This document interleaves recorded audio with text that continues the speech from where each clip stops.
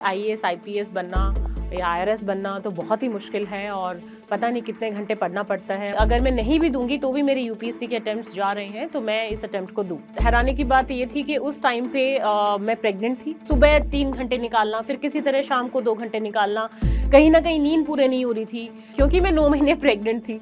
तो वहाँ पे सेंटर पे भी जो मेरे इन्विजिलेटर थे तो वो बड़े परेशान से थे कि कहीं कुछ हो ना जाए। मैं अपना अटेम्प्ट जरूर दूंगी, अपनी तरफ से जितना बेस्ट कर सकती हूँ वो करूंगी। मेरा यूपीएससी का जो सपना था वो खत्म हो गया। कुछ बच्चे सुसाइड कर लेते हैं पेपर अच्छा ना होने पे। मैंने सोचा कि नमस्कार, मैं Poonam Dalal Dahiya. I am working as additional SP in Haryana police और मैं आज आप सबके बीच में हूँ अपनी यूपीएससी की जर्नी शेयर करने के लिए। उससे क्या-क्या मैंने सीखा और क्या-क्या आप सीख सकते हैं और साथ ही अ, हम यूपीएससी को कैसे क्लियर कर सकते हैं, इसके बारे में मैं आज आपको अपने थोड़े से अनुभव से शेयर करूँगी कुछ टिप्स। तो पहले तो मैं ये बताना चाहूँगी कि ये वीडियो उन लोगों के लिए है जो यूपीएससी से बहुत डरते हैं और जिनको लगता है कि ये आईएएस, आईपीएस बनना या आईआरएस बनना तो बहुत ही मुश्किल है और पता नहीं कितने घंटे पढ़ना पड़ता है और क्या-क्या करना पड़ता है तो जाके यूपीएससी क्लियर होता है। क्योंकि कहीं न कहीं जो आज आपके सामने खड़ी है, ये वही लड़की है जो खुद इस कैटेगरी में आती थी, जिसको इतना कॉन्फिडेंस ही नहीं था कि वो कभी यूपीएससी क्लियर भी कर पाएगी। और यूपीएससी ईश्वर की कृपा से मैंने यूपीएससी क्लियर भी किया, 1 बार नहीं 3 बार। और आज की तारीख में मैंने किताबें भी लिखी हैं यूपीएससी के बच्चों के लिए और साथ ही मैं आज की तारीख में यूपीएससी के बच्चों को मेंटर भी करती हूँ। तो आज वही लड़की जो 22 साल की उम्र में कहीं डरती थी यूपीएससी देने के लिए, वही लड़की आज आपके सामने खड़ी है अपनी जर्नी शेयर करने के लिए और आपके आपके बीच ये आप लोगों को समझाने के लिए कि anything is achievable and nothing is impossible if you follow just your dreams. तो पहले मैं शुरू करती हूँ अपनी जर्नी से। मैं जो मेरे एंसेस्ट्रल विलेज है वो हरियाणा में झज्जर ज़िले में छारा गाँव है और मेरे पिताजी वहीं हरियाणा से बिलॉन्ग करते हैं और मेरी माताजी दिल्ली से। मैं दिल्ली में पली-बड़ी हूँ। मेरी जो शिक्षा है वो एक छोटा-सा टाउन है नांगलोई, वहाँ से मेरी शिक्षा हुई है और 10th भी मैंने modern child public senior secondary school है नांगलो से, वहाँ से की है और 12th भी मैंने वहीं से की है। मेरी मदर एक प्राइमरी स्कूल टीचर हैं, अभी वो रिटायर हो गई हैं और मेरे पिताजी जो थे उनका खुद का व्यवसाय था। अनफॉर्च्यूनेटली बहुत ही यंग एज में वी लॉस्ट हिम। तो मैंने 12th क्लास के बाद में मैंने शुरुआत की एक प्राइमरी स्कूल टीचर ट्रेनिंग के कोर्स से। अ, उस टाइम पे मेरा ऐसा कोई सपना नहीं था। मैं ऑनेस्टली शेयर करना चाहूँगी कि मुझे कुछ ज़्यादा पता भी नहीं था यूपीएससी के बारे में।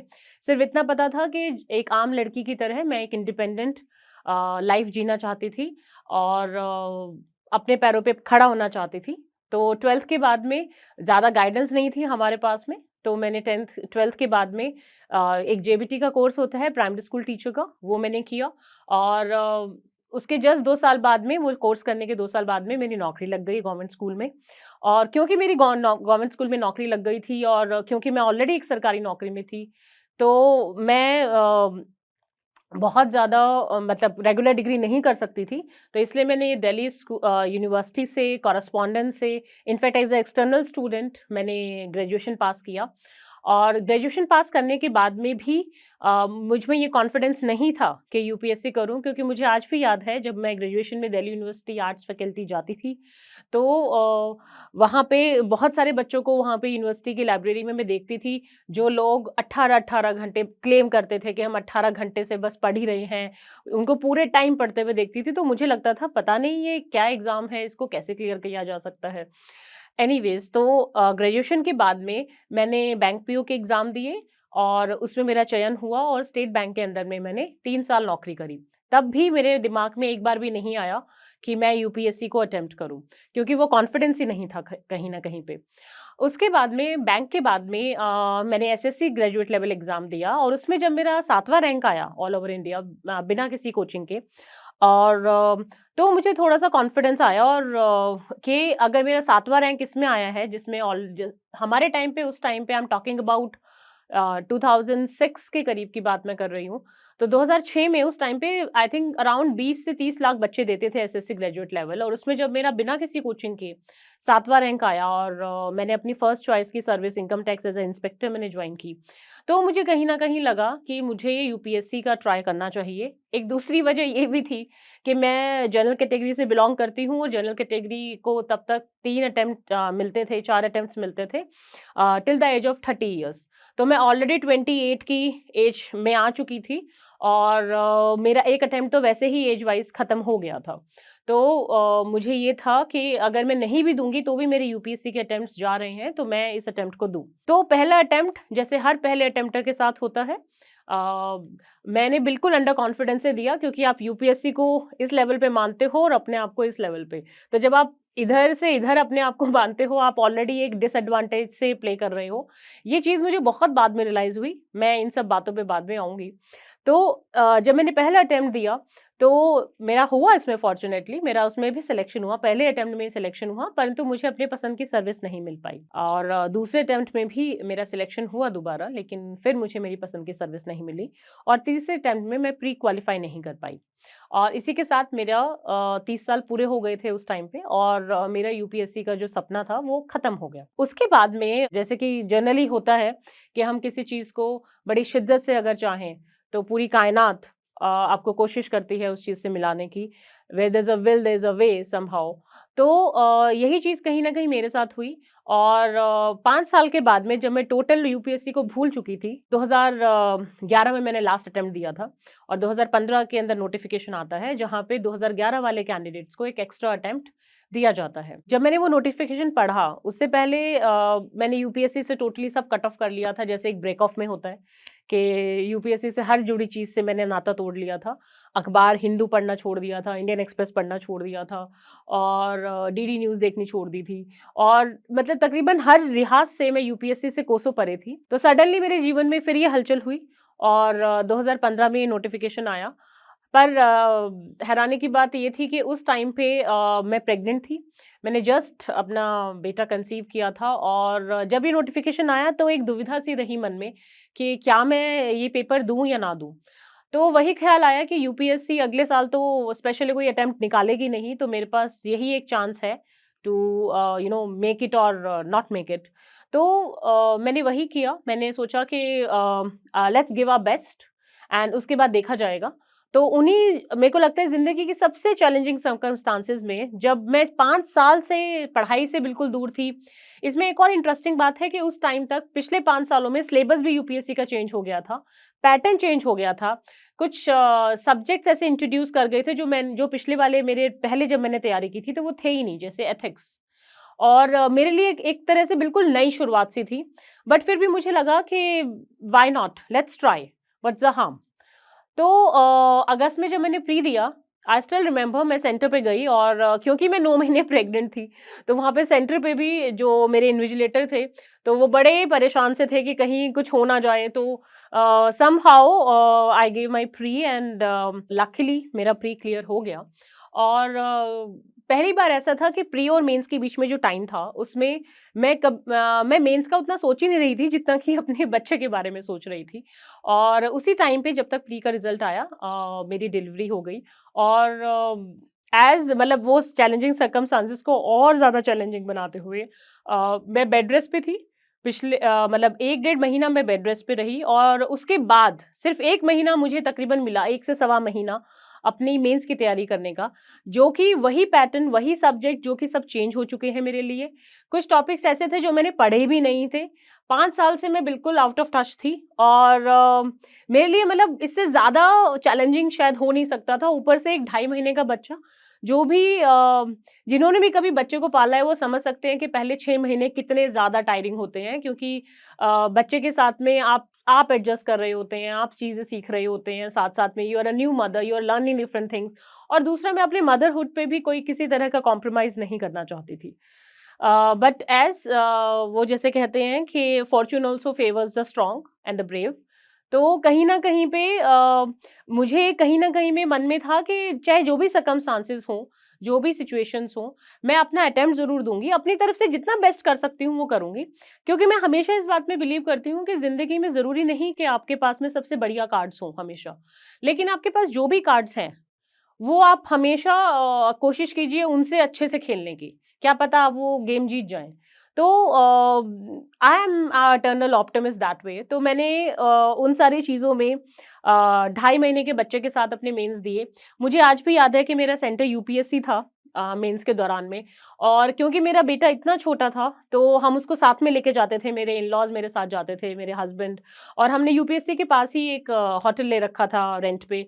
और वहीं पे हम मतलब मैं पेपर दे के आती थी और वापस आके अपने बच्चे को सँभालती थी। तो ये थोड़ी-सी ऐसी चीज़ है जो मुझे लगता है ज़िंदगी भर मुझे याद रहेगी, वो स्ट्रगल उस टाइम की भी। और साथ में ही अ, जैसे टाइम ज़्यादा नहीं होता था, तो वो टाइम निकालना पढ़ाई के लिए कि सुबह 3 घंटे निकालना, फिर किसी तरह शाम को 2 घंटे निकालना। कहीं न कहीं नींद पूरी नहीं हो रही थी।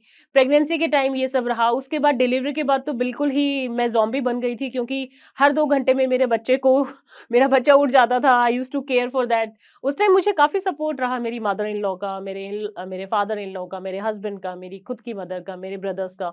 तो कहीं न कहीं पूरा परिवार था जो मतलब यूपीएससी ऐसा मुझे लग रहा था कि सिर्फ़ मैं नहीं दे रही हूँ, मेरा पूरा परिवार यूपीएससी दे रहा है। तो फाइनली 2.5 महीने के बच्चे के साथ मैंने मेंस दिए। एक चीज़ बिल्कुल रही मेंस के टाइम पे, क्योंकि जनरली जब आप किसी भी महकमे में होते हैं, किसी भी डिपार्टमेंट में होते हैं, तो जनरली आप उतना राइटिंग प्रैक्टिस नहीं होती। वही चीज़ मेरे साथ हुई मेंस में कि कई सारे क्वेश्चन्स ऐसे थे, कई सारे पेपर्स ऐसे थे। अब 20 क्वेश्चन्स आने लग गए थे। जब मैंने पहले पेपर दिया था तब शॉर्ट आंसर क्वेश्चन्स आते थे, अब लॉन्ग क्वेश्चन्स आ रहे थे।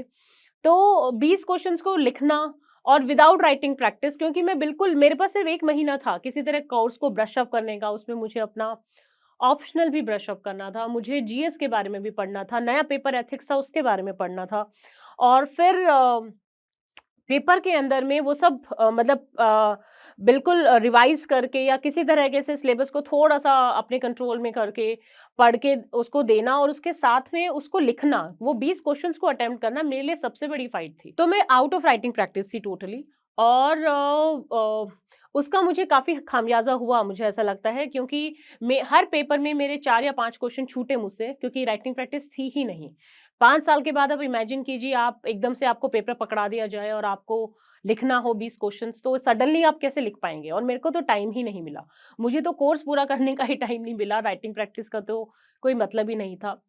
ख़ैर मेंस मैंने दिए इन सारे चीज़ों के साथ में। और उसके बाद में जब रिज़ल्ट आया तो मेरा मेंस क्लियर हुआ और उसके बाद इंटरव्यू दिया और फाइनल जब मेरा रिज़ल्ट आया, तो जो मेरी सबसे चैलेंजिंग सर्कमस्टांसेस थे, उसमें मेरा सबसे बेस्ट रैंक आया आज तक का। और मुझे ऐसा लगता है कि after this 4 attempts I think now I am more wise. I feel that कि नब मुझे लगता है कि लास्ट अटेम्प्ट में एक जो बड़ी स्पेशल बात थी वो ये थी कि मेरे एटीट्यूड में बहुत फ़र्क था। जो पहले फर्स्ट अटेम्प्ट में लड़की यूपीएससी को इस पेडेस्टल पे रखती थी और खुद को यहाँ पे, इस टाइम लास्ट अटेम्प्ट में जब मतलब बिल्कुल ही आप कहेंगे तो सिर्फ़ मुश्किल से 4 महीने टोटल मैं पढ़ पाई हूँ, अगर मैं न वो करूँ। तो 4 महीने में 5 साल के बाद का कोर्स करना, ये सब चैलेंजिंग सर्कमस्टांसेस में करना, मुझे लगता है उसके पीछे एक बहुत बड़ा फ़र्क था एटीट्यूड का। क्योंकि मेरा एटीट्यूड अब ये था कि हमें अपनी तरफ से बेस्ट करना चाहिए, अगर होता है तो ठीक है, नहीं तो otherwise my life is going on and it is going on fine. So अब मेरी जर्नी के बाद में I will come to the things कि क्या-क्या चीज़ें रहीं जो मेरी जर्नी से मुझे लगता है कि मुझे भी सीखने को मिली और मुझे लगता है कि आप सभी को सीखने की ज़रूरत है। पहला मुझे लगता है कि पहली चीज़ जो जनरली फर्स्ट टाइम जो एस्पिरेंट होते हैं वो बहुत ज़्यादा गलती करते हैं, जो मैंने भी करी, वो था कि सिर्फ़ प्री पे फ़ोकस करना। हम लोगों को ये समझने की ज़रूरत है कि यूपीएससी 3 स्टेज प्रोसेस है, प्रीलिम्स, मेंस और इंटरव्यू। तो अगर हम सारा फ़ोकस सिर्फ़ प्रीलिम्स पे रखेंगे तो शायद हम इस एग्ज़ाम को ढंग से क्लियर नहीं कर पाएँगे, उतने अच्छे मार्क्स से नहीं कर पाएँगे।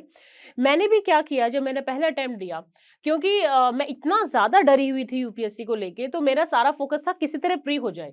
मैंने अपनी सारी एनर्जी, सारी चीज़ें प्रीलिम्स क्लियर करने पे झोंक दी। ये बिना जानते हुए कि प्रीलिम्स अगर क्लियर भी हो गया, तो वो सिर्फ़ एक क्वालीफाइंग पेपर है। अगला पेपर मेंस है और उसके लिए मुझे उतनी ही मेरी बढ़िया तैयारी होनी चाहिए थी जितनी कि मेरी प्रीलिम्स की थी। और ये जनरली गलती सारे ही फर्स्ट अटेम्प्टर्स करते हैं, मोस्टली फर्स्ट अटेम्प्टर्स, जिनको लगता है कि किसी तरह हमारा बस प्री हो जाए फिर हम देखेंगे। मुझे लगता है ये बिल्कुल गलत स्ट्रैटेजी है। यूपीएससी एक मैराथन की तरह है, स्प्रिंट नहीं है ये। तो आपको जब एक मैराथन में होंगे तो आपको हर पड़ाव पे you have to have that persistence in you. तो आपको वो मेंस की तैयारी भी वैसे ही करनी पड़ेगी जैसे कि आपने प्री की और इंटरव्यू की तैयारी भी आपको साथ-साथ करनी पड़ेगी, क्योंकि ओवरनाइट आपका कैरेक्टर या आपकी पर्सनैलिटी डेवलप नहीं हो सकती और यही चीज़ आपको सीखने की ज़रूरत है। दूसरी चीज़ मुझे लगता है, दूसरी सीख जो मुझे मिली अपनी जर्नी से और जो मुझे लगता है कि आप सभी के भी काम आ सकती है, वो है कि अपने आप में सेल्फ बिलीफ होना, अपने आप में कॉन्फिडेंस होना, किसी भी एग्ज़ाम के लिए बहुत ज़रूरी है। मैंने इससे पहले जो भी एग्ज़ाम्स दिए सारे क्लियर किए, बहुत अच्छे रैंक से किए। लेकिन यूपीएससी जब मैं दे रही थी, इवन पूरी मेहनत के साथ में भी कहीं न कहीं मेरे सेल्फ बिलीफ में कमी थी, जिसकी वजह से मुझे लगता है कि रिज़ल्ट जो है वो मेरा जो है उतना पॉज़िटिव नहीं रहा पहले और दूसरे अटेम्प्ट्स में और तीसरे अटेम्प्ट में। लेकिन जब मैंने लास्ट अटेम्प्ट दिया, जो कि मतलब कोई सोच नहीं सकता कितनी चैलेंजिंग सर्कमस्टांसेस में दिया, उस टाइम पे कहीं न कहीं वो सेल्फ बिलीफ था, वो कॉन्फिडेंस था और वो एटीट्यूड था।